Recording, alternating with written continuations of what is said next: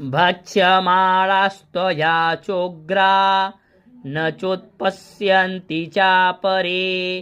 इत्युक्त्वा तां ततो देवी शूलेनाभिजघानथम् मुखेन काले जग्रेः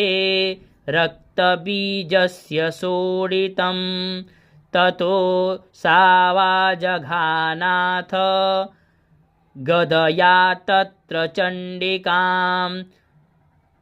न चास्या वेदनां चक्रे गदापातोल्पिकामपि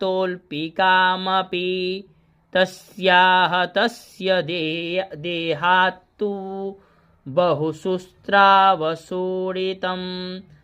यतस्ततस्तद्वक्त्रेण